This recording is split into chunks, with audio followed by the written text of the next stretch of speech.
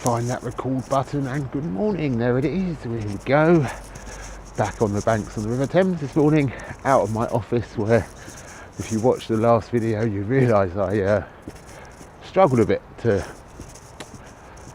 get my words out, get my posts right.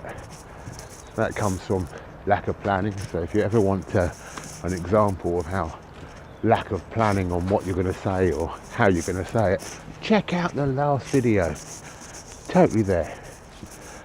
But hopefully it'll give you a bit more of an insight onto how authentic I'm trying to be.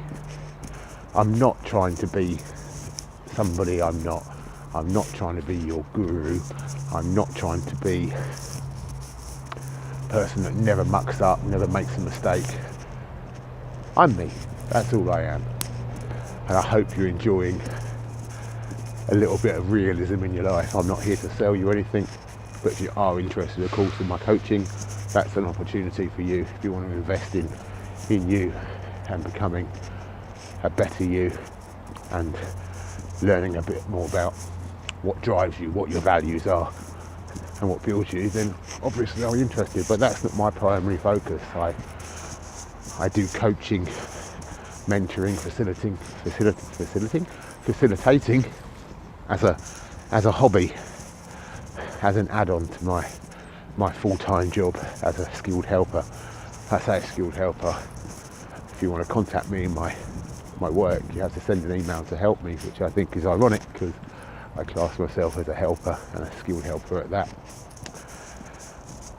So it's Friday here in the UK, and I'm ready to verbalise my next Instagram post, which is, I think I say this a lot, but this one's one of my favourites. And again, these early days it was a true eye-opener for me to make some realisations that how I actually saw things for many years was incorrect and not necessarily true. But it was how I was conditioned, and it was only until I went through some cognitive behavioural therapy where it started to dawn on me that what I believed and how I believed that everyone operated was only true for me. A real eye-opener. And if I give anyone any advice, is if you're struggling, get it out there, go and talk to a professional. If you've got nothing through your company that offers employee support, then go and invest a little bit of money into a coach or a CBT therapist or even NLP. All wonderful ways to help you get inside your mind to understand a little bit more about your current state and how the humans think. Or even check out some of the coaching courses and training courses on Udemy where you can actually self-coach and do the work yourself if you've got a good self-management muscle.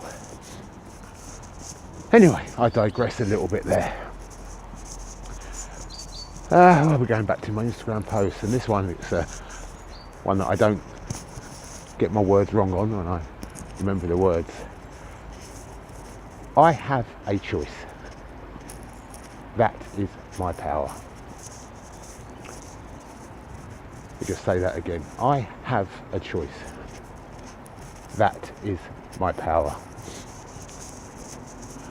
Such a powerful statement.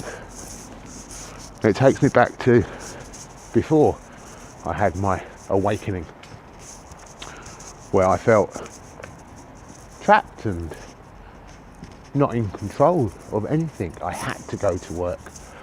I had to feel this way. Everything, life was happening to me, not for me. Everything was against me. And because of the choices that I made in my younger life, it put me in a position where I no longer had a choice.